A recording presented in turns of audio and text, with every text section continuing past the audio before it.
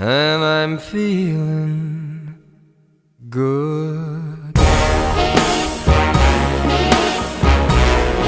I'm feeling good.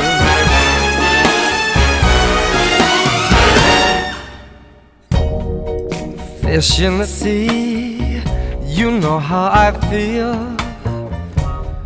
River running free, you know how I feel. Blossom. Fred West has been described as the epitome of evil, preying on vulnerable young girls and women in order to play out sexual fantasies over a period of 20 years. Along with his wife Rosemary, the couple raped and tortured and murdered an unknown number of people. When police were eventually led to the couple's house of horror at 25 Cromwell Street, Gloucester? Something, I don't know. They discovered the bodies of 9 girls. 3 further bodies were later found elsewhere. Police have begun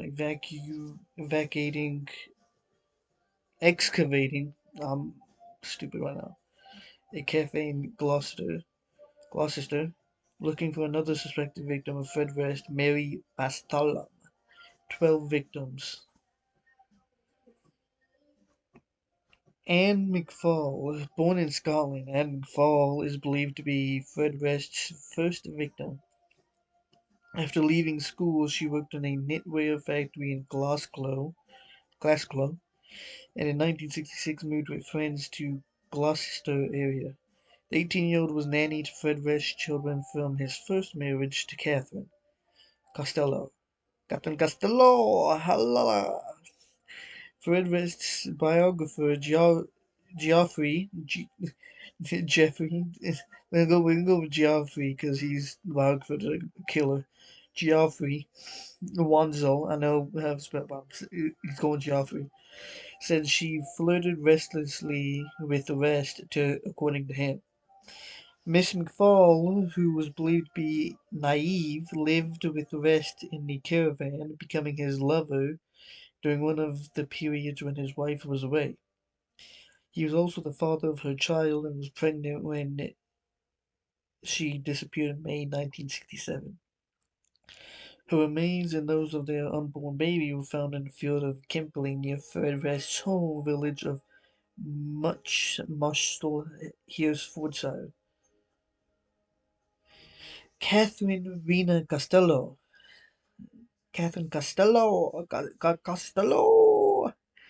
was born in Scotland and was West's first wife. His second victim. She and West married in Ledbury in 1962 and she was pregnant with another man's child.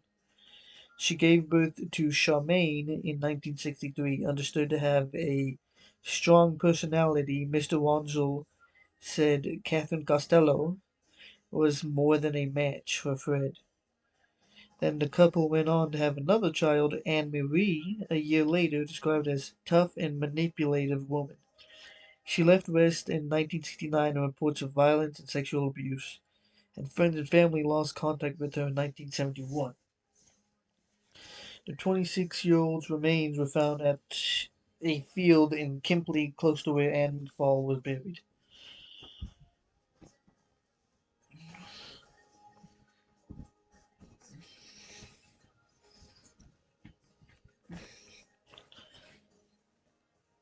Fred and Rosemary West, whom he met when she was 15 and married 3 years later in 1972, were jointly charged with the murder of the following 10 victims. Fucking hell, 15 years old, man. Married her when she was 15. And let's go.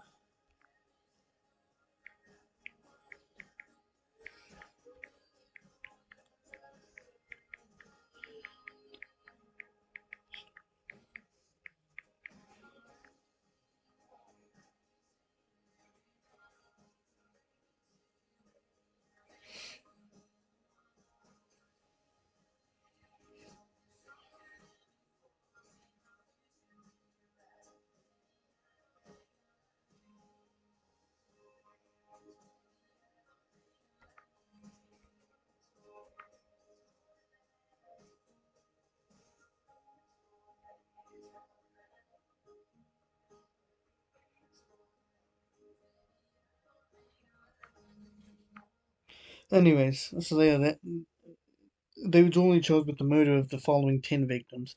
Charmaine West. Charmaine was just 8 years old when she disappeared in 1971. It is understood she hated Rosemary West with a passion and had been a rebellious little girl. Rosemary murdered her stepdaughter while Fred was in prison for the theft of car tires and a vehicle tax disc.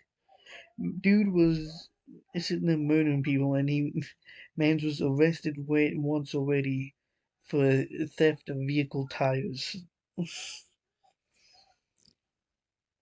When he was released, he buried her body beneath the kitchen at the couple's home in Midland Road in Gloucester.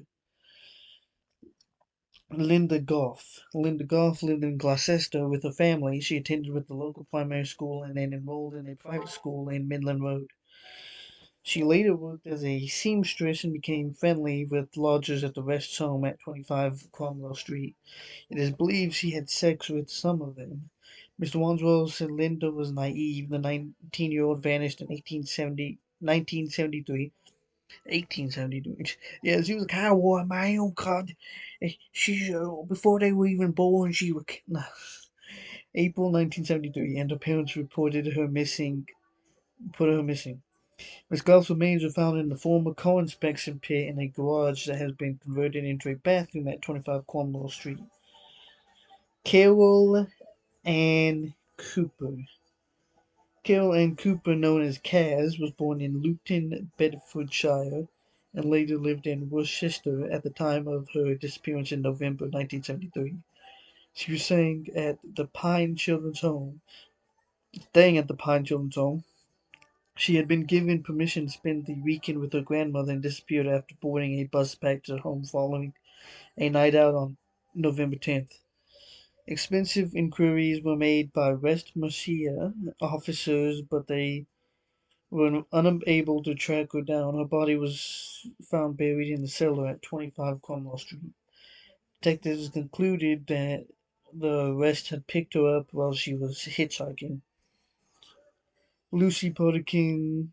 Lucy Poddington was born in St. Albans and moved to Bishop's Cleeve soon after. The clever and much liked woman went to Exeter University, and on December 20th, 1973, she returned home for Christmas.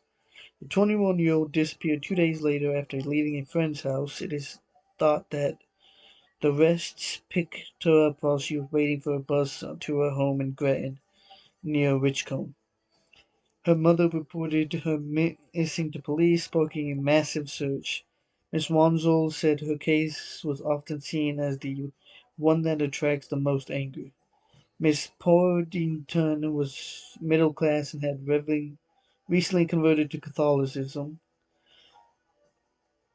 Catholicism? Catholicism? I never could say that right. Her remains were found beneath the floor in the cellar of 25 Cromwell Street. Teresa Sagenthaler, Sagenthaler, Swiss-born Therese Sagenthaler, 21, was a student at London College. She had left school at the age of 16 but continued her education studying for a diploma in secretarial studies. It is believed she came to England in the early 1970s to continue her studies. At the weekend, she worked in a ballet shoe shop in the Swiss Century in Leicester Square. Miss Wansel described her as petite with the blondest, mousy hair. Miss Segenstaller disappeared in 1974. Having set out hitchhiking to Ireland to visit a friend who was a priest, she never reached her destination. It's thought was well used to hitchhiking and had boasted to friends she could look after herself well, Miss Wansel said. An investigation was carried out by the Metropolitan Police spanning a number of years, but with no success. Her remains, too, were found on the floor of the cellar at 25 Cornwall Street. So many damn people buried in the basement. Over here making this even worse than being human. Shirley Hubbard, 15, was the youngest of the victim to be found at Cromwell Street. She was described by Fred West's biographer as pretty, spirited, and vulnerable. She was born in Birmingham and was given the name Shirley Lloyd. Though she was also known as Shirley Owen, her parents separated when she was 2 years old and she was taken into care. In 1972, she decided she wanted to be called Shirley Hubbard, although her name was never officially changed. She attended Droitwich High School and at the time of her disappearance was engaged in work experience at Debenhams in Worcester. On November 14, 1974, she left work and was believed to have been traveling home but disappeared. She was reported missing to police, but no trace of her was found. Her remains were eventually found under the floor of the cellar at Cromwell Street. Juanita Mott. Juanita! Juanita! Juanita! Juanita Mott was born in 1957 and went to school in Gloucester, leaving in 1972 to take up a number of short-term jobs in the city, according to Miss Wansel. She was rebellious, difficult, and strong-willed, but attractive and outgoing. In April 1770, what the fuck kind of year is that? April 1775. Yeah, she was fucking in the time of, I don't even know what happened. It was significant in 1775. In April 1975, when she was 18 years old, she left her address in Newent and was believed to be traveling to Gloucester, but she vanished the day before a friend's wedding. Her disappearance was not reported to the police, though her family did contact the Missing Persons Bureau and the media. Her remains were also found in the cellar of 25 Cromwell Street. Shirley Ann Robinson. Shirley Ann Robinson was born in Leicestershire, and later lived in both Germany and West Midlands. She lodged with Fred and Rosemary West and became Fred West's lover. Mr. Wansel said she saw herself as Rose's replacement, and that it had been suggested that Rose told Fred Shirley had to go. Mr. Robinson, who was outward looking and rather worldly, conceived a child with Fred West and was about 8 months pregnant when she was last seen in May 1978. Her body and her unborn child were found buried in the garden of the West's house. Allison Chambers. Allison Chambers, known as Al or Allie, was born in Hanover in West Germany, where her father was serving in the RAF. She later moved to Swansea. Then, at the age of 16 and a rebellious teenager, she went to live in a children's home at Gloucester. She was known to be a frequent visitor to 25 Cromwell Street. Miss Chambers looked for a firm of solicitors under a youth training scheme, and friends said she wanted constant attention. She disappeared in August 1979, shortly before her 17th birthday, and her disappearance was reported to the Missing Persons Bureau and initially to the police as an absconder from care. Her remains were found in the garden at 25 Cromwell Street. Heather West. Oh, Lord. Heather West was the first child of Fred and Rosemary West, born in Gloucester on 17 October 1970. Her murder demonstrated the depths of evil the couple was prepared to plummet to. She was 16 when she was murdered. In 1987, she was the first victim whose body was found at 25 Cromwell Street, and is believed to have been the last victim of West's killing spree. She lived with her family in Midland Road until 1972 when they moved to Cromwell Street. She was rebellious, difficult, and refused to collaborate with her father's plans. Mr. Wansel said she and her sister would try to protect each other from their father. And Mr. Wansel said he believed she had threatened to go to the police about her father, which in his view is why she was killed. She had just finished her GCSE examinations when she went missing. Her parents never reported her disappearance, although they told various people they had. In reality, Heather West had been murdered and buried under the garden patio. Who was Fred West? Well, let's get a little into Fred West over here. the a-hole behind it all. Along with his wife, Rose, West preyed on vulnerable young girls and women in order to play out sexual fantasies, which eventually led to murder. Born into a family of farm workers in Headford, Herefordshire, he was a damn heifer, man, in Herefordshire in 1941. The builder moved to Gloucester in 1962. Above, you should go ahead and it says Herefordshire. He married Rose in 1972 when she was 18. The pair had been having an affair since she was 15. Fucking disgusting as shit. And this was his second marriage. His first marriage was to Catherine Costello, also known as Rena. Yeah, Rena over here. Are you sure it was a Reba? Who was eight? No, I'm joking. I'm joking. Who was 18 and pregnant with another man's child at the time. She gave birth to her two daughters, Charmaine in 1963, and another daughter, Anne Marie, fathered by Rest in 1964. In 1967, Anne McFall, thought to be Rest's first victim, was nanny to Rest's children and lived with him in his caravan. She would be the start of his deadly killing spree. Miss Costello left Rest in 1969 amid reports of violence and sexual abuse. Friends and family lost contact with her in 1971. West later admitted to her murder in 1994. Fucking hell. How was he caught? It was a chance conversation between a group of school children and a police officer in Gloucester that started an investigation in 1992. The West trial of murder was uncovered by Detective Con Hazel. Detective Con Hazel Savage. Detective Savage, who heard about a West family joke which the children told a social worker that the couple's missing daughter was under the patio. Detective Don Savage eventually convinced senior officers of the possibility that the joke was not merely the black humor. There was Heather's disappearance, which eventually took police to Cromwell Street. In 1994, West admitted to murdering his daughter.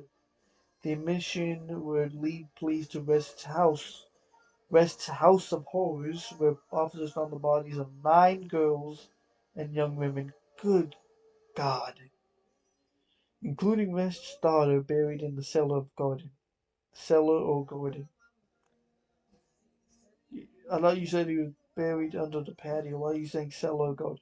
Okay. Heather's remains were the first to be uncovered during the search of the lower part of the house was virtually dismantled as police kept finding more bodies.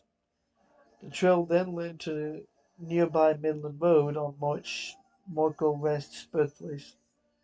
What happened to Fred and Rose? West was charged with 12 murders but hanged himself in his remand cell, aged 53, on January 1st, 1995, before facing trial, leaving his wife to face the courts alone. Rose became one of the most notorious female mass killers in Britain when she was jailed that year for the murder of 10 young girls and women. The trial judge, Miss Justice Mantel, told Rose he hoped she would never be released. The West's house on Cromwell Street was knocked down in 1996, good, and replaced with a garden and footpath. What's happening now? Police are now searching for a body at a cafe in Gloucester after being alerted to material found by documentary filmmakers. The search is linked to Mary Baston, Baston, who at age 15 went missing from the city centre on January 6, 1968, and has never been found. West had been suspected over her disappearance as he and Rose often visited a cafe never known as the Clean Plate. What the hell? Evacuation work is to begin at a cafe in Gloucester on Tuesday after police found possible evidence that a suspected teen victim of serial killer Fred West may be buried there. Forensic archaeologists have been undertaking exploratory work at the Clean Plate cafe in the city's Southgate Street in connection with the disappearance of Mary Baston. So what do we know so far? Baston was 15 years old when she disappeared in 1968. She was last seen alive waiting at a bus stop on Gloucester's Bristol Road. She worked at the plate. What do I keep saying plate? Clean plate at the time the place where West's first known victim, Anne McFall, was also employed. The police of the place came. The police of the place. The police search of the place came after an ITV documentary team led by Sir Trevor MacDonald. Sir Trevor MacDonald took a sorry took a cadaver dog into the building and it reacted positively in the basement. Producer called in Gloucestershire police after also finding what appeared to be blue material in one area of the cellar. Baston was wearing a blue coat when she went missing. Forensic archaeologists have since confirmed that there are a number of structural anomalies within the basement that they say warrant further exploration. Crucially, perhaps it has been long thought, though never confirmed, that West did renovation work there a month before the teenager's disappearance. West murdered at least 12 girls and women over a 20-year period from the late 60s, the majority with his second wife, Rose. The couple were caught after 9 skeletons were found buried in the cellar garden at their home in a 25 Cornwall Street, 1994. A silver locket believed to be Baston's family to have belonged to her was also found. He killed himself in prison in 1995, just weeks before he was due to stand trial for the killings. But before he did so, he was is reported to have admitted to kill his son Stefan. That he has also killed Baston. What a damn travesty that he couldn't forget. I so want him to suffer, and he's over here killing himself. His daughter has said that it was unlikely Rose, an inmate at HMP New Hall in Flockton, West Yorkshire, knew much about the disappearance. I think Mary's murder was before her time, but now, how do I know what they discussed? She said, I probably asked Mom about Mary when we was in safe houses. Police said we were the best officers they know. We questioned Mom about things that they had just told us. She never said anything. I don't know how she would have known, because had been 15 when Mary disappeared. That's not to say that they didn't speak about it between them. In a statement, Baston's family said Senior Investigating Officer John Turner has sat with us and explained the ongoing investigation as well as his intentions to excavate the cafe to try and find Mary. We are extremely happy Gloucestershire Police is continuing to try and search for Mary, and this gives us a chance to potentially put her at rest after all these years. We want to thank everyone who has wished us support through this distressing time, and we are continuing to be in close touch with the investigation team and are being kept up to date with any new developments. We hope this is a chance to finally get closure for Mary, and we're likely to continue to ask for privacy whilst excavations go ongoing.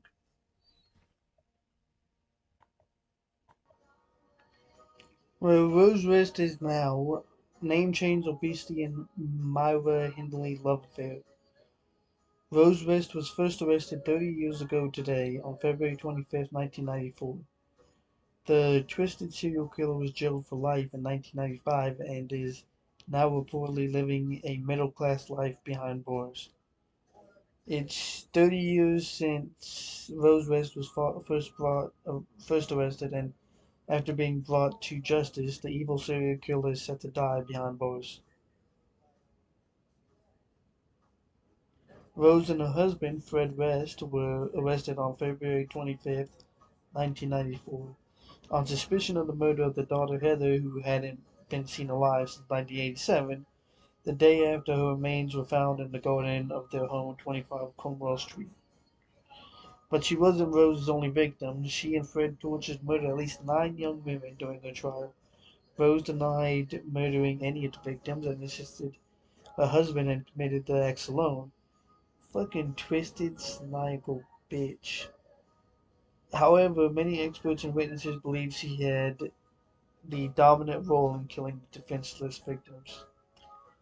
Rose was convicted in 1995 of 10 murders after a lengthy trial of Winchester Crown Court and was named one of the most sadistic and depraved murderers Britain has ever seen.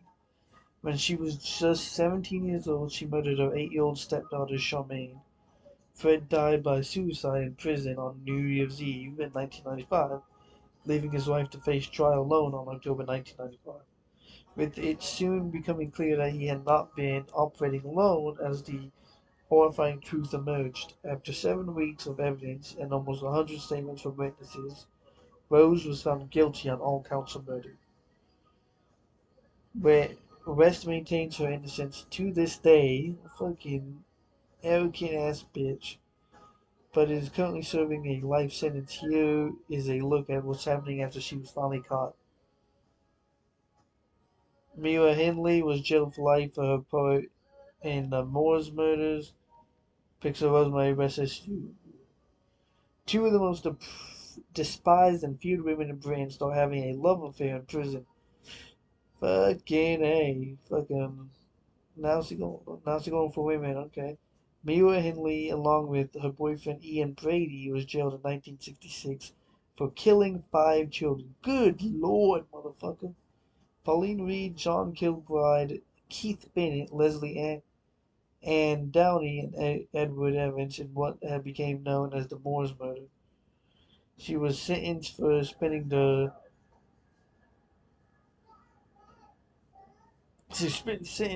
rest of her life behind bars for her twisted crimes and was jailed in HMP Durham when she first met the No. West in the mid 1990s. The two women are said to have quickly come close, and one fellow prisoner insisted they were more than just friends. Prisoner relationships are allowed, but sex is against the rules because the premises are regarded as public places.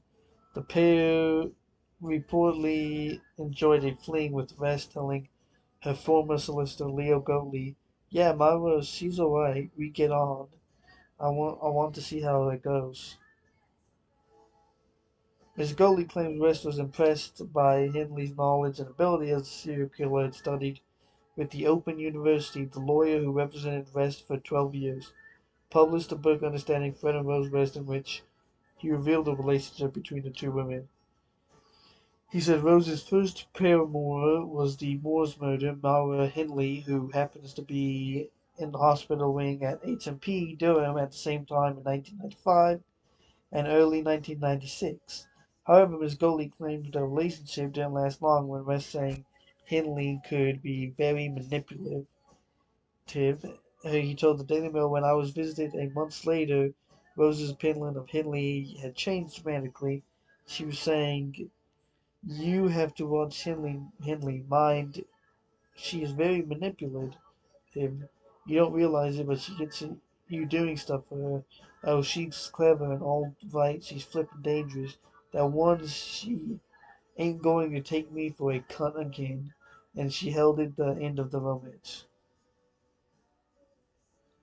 Rest reportedly enjoyed a middle-class life behind bars on November 27th as she spent her days listening to archers, baking cakes, and getting foot massages.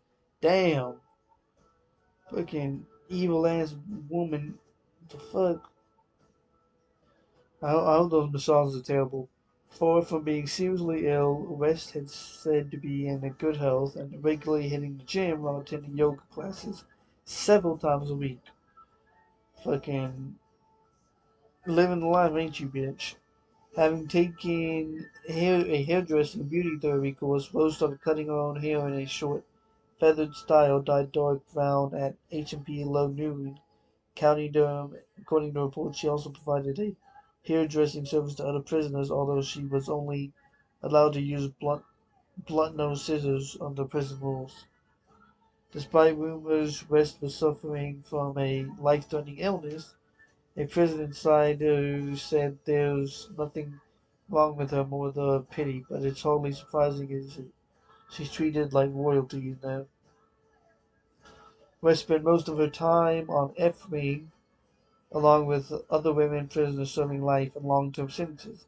In her in-suite cell, complete with curtains at the window, a fluffy rug on the floor, and a coffee machine, TV, and radio. What the fuck kind of fucking prison is this shit? According to sources in jail, West liked to see herself as prison matriarch. I bet you are, motherfucker. She's always very welcoming to new convicts and often befriends some of the harder cases coming into the prison, said a second source. Despite her years in prison, she has always maintained her innocence and encourages others to fight their case. If they also claim they are not guilty, she sees herself as a barrackroom lawyer and will spend a lot of time helping people with legal problems. The notorious one killer won first prize in a prison bake-off competition with a Victorian sponge cake, was reported in October 2018. West impressed fellow prisoners with her offering, and her sweet treat was voted the best in the contest. Riches was held among inmates in Low Newton Prison's F Wing in County Durham. Despite her horrific crimes, West enjoyed baking cakes and was reportedly allowed to use knives under the supervision of staff. A source told the Daily Star she used her skills in the kitchen to win over lags, claiming West uses her cooking skills to win people over. There are some very violent women on the ring, and a lot of them are very aggressive towards West because of her crimes. But she tends to diffuse situation by offering other prisoners cake and biscuits. In February 2019, there was a report that West was dangerously overweight off the ring after ballooning to 18 stone. She was told to lose weight by doctors or face an early death, so chose a ketogenic diet in a bid to lose excessive fat, according to reports. Her unhealthy diet beyond bowls consisted of cake, crisps, and chocolate. Fucking give me all that shit, fuck. But she was told to ditch the sugary treats for more nutritious foods such as fish, salads, and vegetables to see her health improve. Medics said West suffers from high blood pressure and risked developing heart disease and type 2 diabetes. West has been told on a number of occasions that she's dangerously overweight. One jail source told the Daily Star she has opted to go on the keto diet, which promises rapid weight loss quickly if you stick to strictly to the rules. She's so heavy that she's often out of breath and sometimes has to have help getting off the toilet. West could only have 22 grams of carbohydrates a day and was told not to consume more than 1,500 calories a day. This bit fucking good fucking suffering for all the shit she fucking caused, suffering she caused my own people. West was moved out of her cushy prison cell after more than a decade in July 2019 because another notorious psycho threatened to murder her. West burst into tears as prisoner chiefs packed up her belongings for secret transfer after psycho stabber Todd the Goat was moved to same jail. Inside is a top security Low Newton where West has been held for more than 10 years. No, I'm joking. About West, that was Joanna Denny. Since she was gutted to lose her easy life. But jail bosses feared Denny, who stabbed 3 men to death, would carry out a similar attack on West after saying, I'll kill that bitch. Fucking killer. Double transfer was carried out amid high security because the prison bosses did not want them in the same jail. A source said Rose West lived a luxury life and luxury in there. She got it made because she's in Lifer's unit. She doesn't even leave her cell and they bring food to her. So she was gutted when she had to leave. She was in tears and the prison officers just packed her things up. She was really upset. She didn't want to go. It's been her home for more than 10 years. And rest in an elderly home, Low Newton is the highest security prison for women in the country. and they had to send Denny there. She's one of the UK's most dangerous inmates. She said, "Send me there and I'll fucking kill Rose West." Prison officials took the threat seriously. They moved West to another prison because they said it was a massive security threat. In the hope of distancing herself from her evil crimes, West reportedly paid $36 to change her name to Jennifer Jones. Okay.